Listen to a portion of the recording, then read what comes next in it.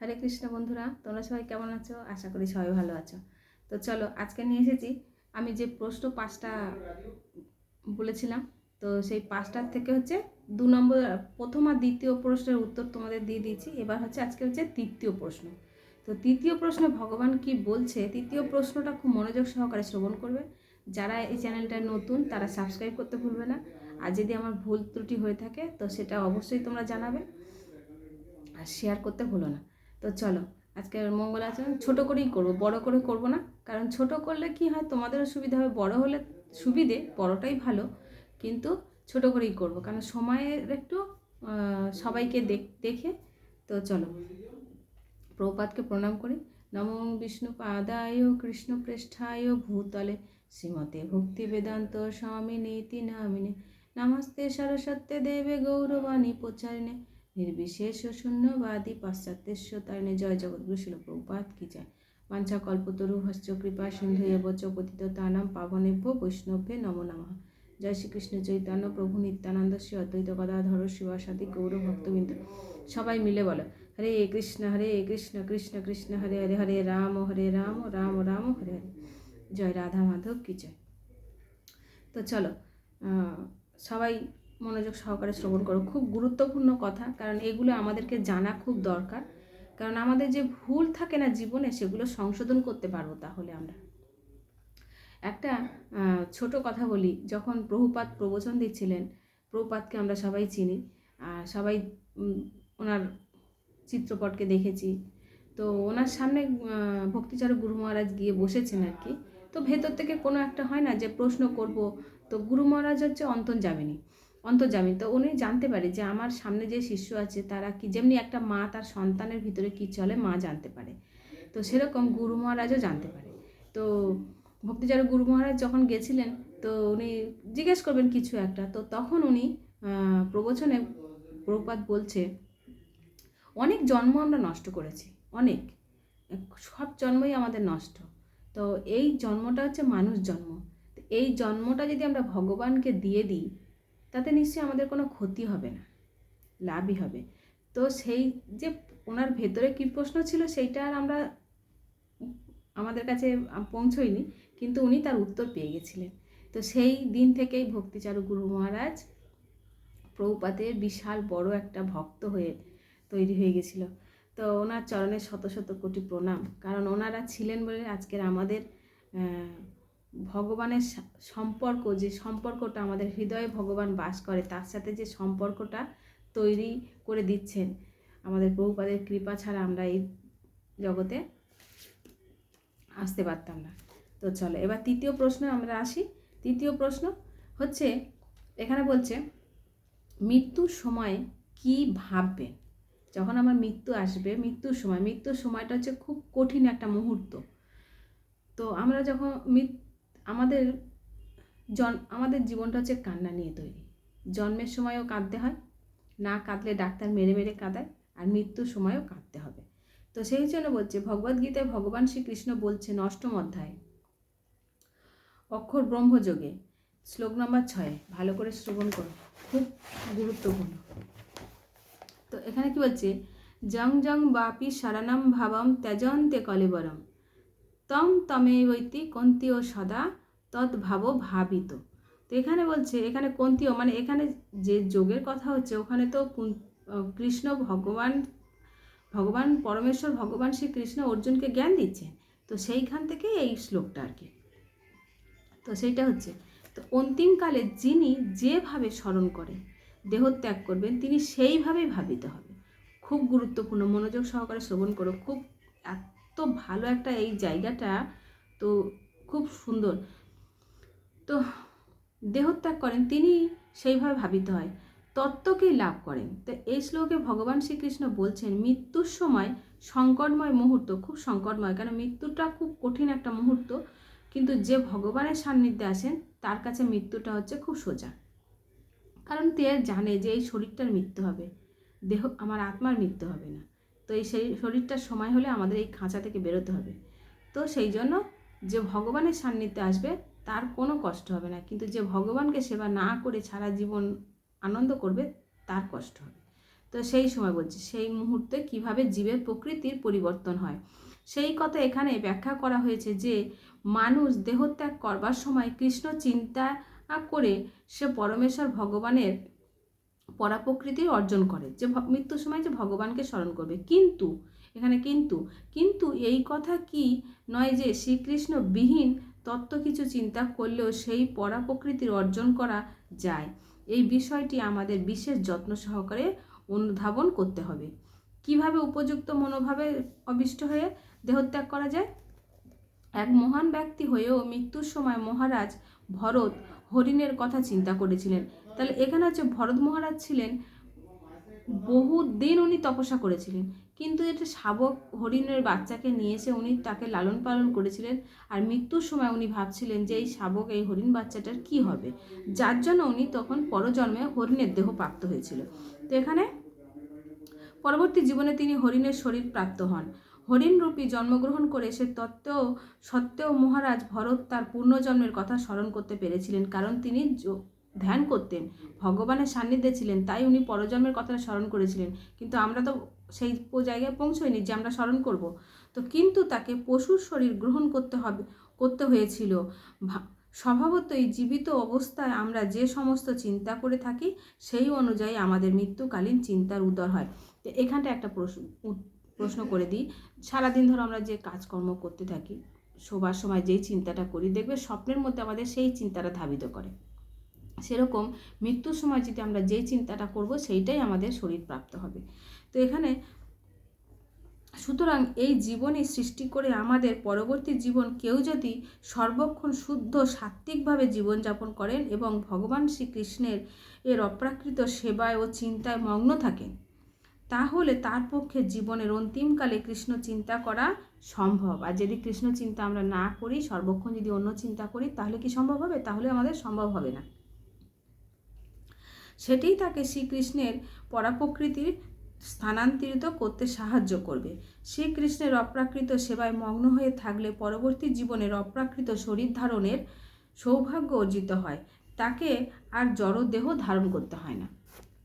যখন আমরা ভগবান শ্রীকৃষ্ণের সান্নিধ্যে এসে যখন আমাদের মৃত্যুবরণ করব, তখন আমাদের এই জড়দেহটা আর প্রাপ্ত হবে না, তখন আমরা ভগবত ধামে পৌঁছে যাব, ভগবান শ্রীকৃষ্ণের কাছে। তো এখানে তাই আমাদের কি করতে হবে? হরে কৃষ্ণ কৃষ্ণ কৃষ্ণ হরে হরে, হরে রাম রাম রাম হরে হরে, এই মহামন্ত্র কীর্তন করতে হবে। করাই হচ্ছে জীবনের অন্তিমকালে ভাব পরিবর্তনের সফলতার শ্রেষ্ঠ উপায়। মৃত্যুর সময় কোন গুণে মৃত্যু হলে কোন গতি প্রাপ্ত হবে? এটা চতুর্থ। একটা তৃতীয় প্রশ্নের উত্তর দিলাম। এখানে বলেছে মৃত্যুর সময় কোন গুণে মৃত্যু হলে কোন গতি প্রাপ্ত হয়। তাহলে 4 নাম্বার, এটা চতুর্থ প্রশ্নের উত্তর।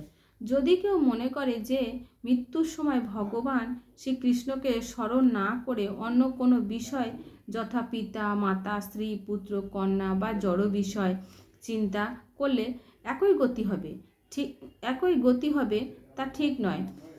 উত্তম শ্লোকে এই প্রতিপন্ন হয়নি। মৃত্যুর সময় কেউ যদি তার স্ত্রীকে চিন্তা করতে করতে দেহত্যাগ করে, ভালো করে শোনো, তবে সে একটি স্ত্রী দেহ প্রাপ্ত হবে। একটা পুরুষ মানুষ মৃত্যুর সময় যদি তার স্ত্রীর চিন্তা করে, সে পরবর্তী জীবনে তার স্ত্রী শরীর প্রাপ্ত হবে। তা মানুষ্যকুলে হোক বা অন্য কোনো নিম্ন জ্যোতিকুলে জনিকুলেও হোক। মানুষ্যকুল পাবে এরকম কোনো কথা নেই, কিন্তু নিম্নকুলও মানে কুকুর শিয়াল বিড়াল এইসব ভুক্ত কুলেই হোক না কেন, সেটি প্রকৃতির 3টি গুণের প্রভাব অনুযায়ী নির্ধারিত হয়। যারা সত্ত্বগুণ সম্পন্ন মৃত্যুর পর স্বর্গলোক বা তার উপরে ব্রহ্মলোকে দেহ লাভ করতে পারে, যারা সত্ত্বগুণের অধীনে আছে। সত্ত্বগুণটা কি? সত্ত্বগুণটা হচ্ছে আমাদের কৃষ্ণের সঙ্গে যে আমাদের গঠিত সম্পর্ক। সত্ত্বগুণ হচ্ছে আমরা নিয়ম যেটা পালন করি আর কি, ষোলমালা জপ, আমিষ আহার বর্জন, এগুলো সত্ত্বগুণের অধীনে থাকে। তো যারা রজগুণের সম্পন্ন অবস্থায় দেহত্যাগ করে, তারা এই পৃথিবীতে মানব দেহ লাভ করতে পারে। এবার এর উত্তরটা পরপর আরও ওদিকে আছে আর কি। এটা হচ্ছে একটা প্রশ্নের আরও 3টে প্রশ্ন হয়েছে। যেন মৃত্যুর সময় তুমি কোন গুণে মৃত্যু হলে তার প্রতিপন্ন হবে সেইটার, এবার সেই মৃত্যুর সময় 3টে আবার কোশ্চেন মার্ক আছে, একটা প্রশ্নের মধ্যে আর 3টে কোশ্চেন আছে। তো এখানে কি বলেছে, যারা রজগুণে সম্পন্ন অবস্থায় দেহত্যাগ করে তারা এই পৃথিবীতে মানব দেহ লাভ করতে পারে।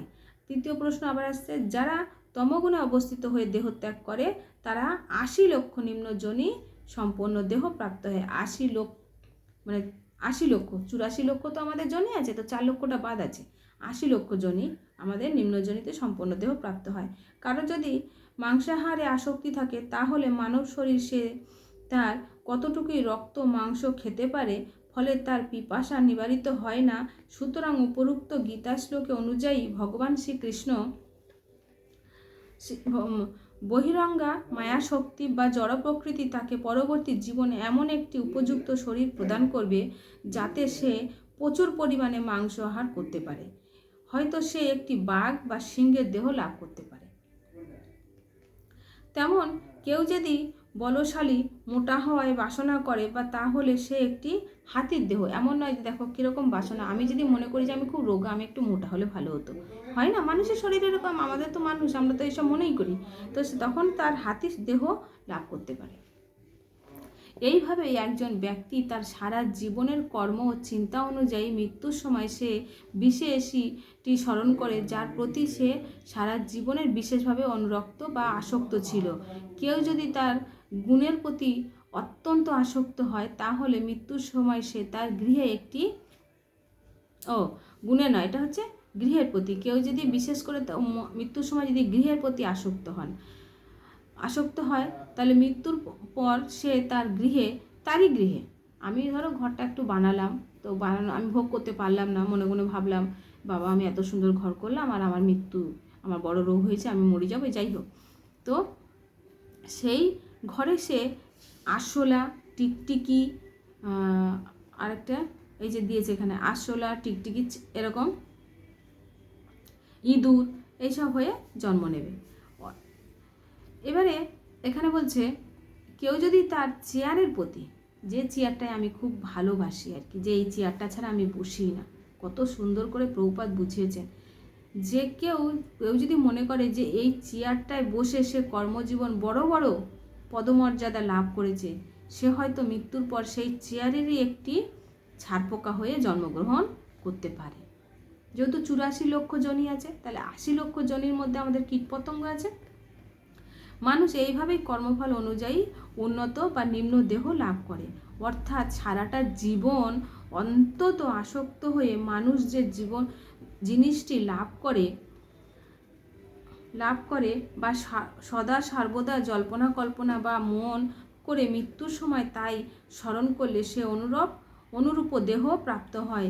একেই বলে কর্মচক্র, অর্থাৎ জন্ম মৃত্যু জরা ব্যাধির মাধ্যমে 84 লক্ষ যোনিতে পরিভ্রমণ হয়। তাহলে জন্ম মৃত্যু জরা ব্যাধি, আমাদের হচ্ছে জন্ম, তারপর হচ্ছে আমাদের জরা মৃত্যু ব্যাধি, তো হচ্ছে জন্ম, জরা, তারপর হচ্ছে ব্যাধি, তারপর হচ্ছে মৃত্যু।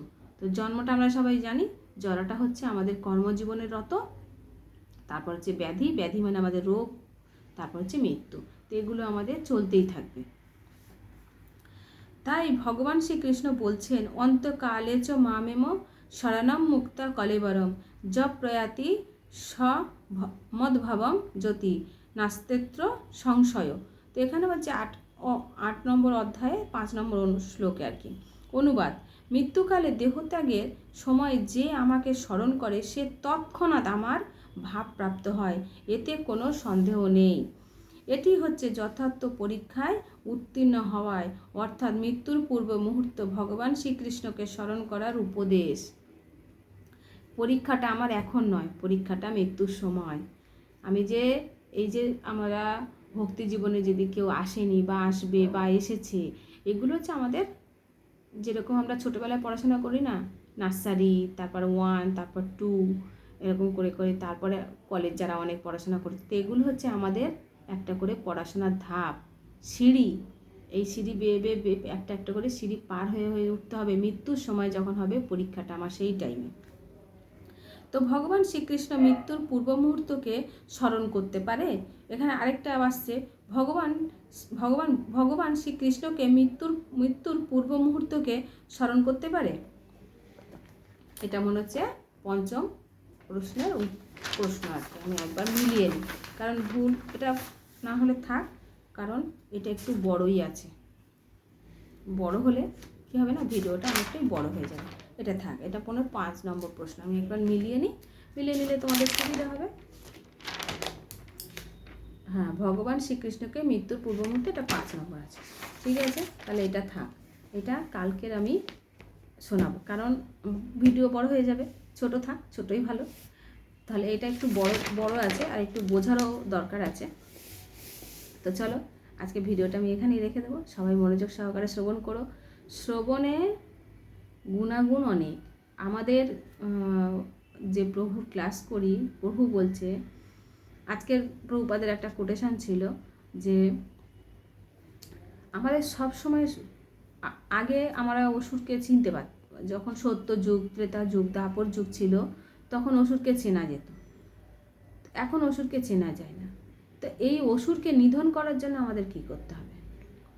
এই অসুরকে নিধন করার জন্য আমাদের হরে কৃষ্ণ মহামন্ত্র জপ করতে হবে। কমপক্ষে আমাদের 16 মালা জপ করতে হবে। তো এটা হচ্ছে, আর যারা একাদশী করেছো তাদের খুব ভালো দিন যাক, তারা সবসময় একাদশী পালন করো। একাদশী পালন করাটা একটা, একাদশী তো এমন কোনো কঠিন নয় যে খাওয়া মাখা বন্ধ, সবই তো করতে পারবো। তো চলো, সবাই ভালো থেকো, আর সবাইকে বলছি হরে কৃষ্ণ মহামন্ত্র জপ করো, দেখবে জীবনে সব থেকে আনন্দ পাবে। এর আনন্দ সীমা নেই।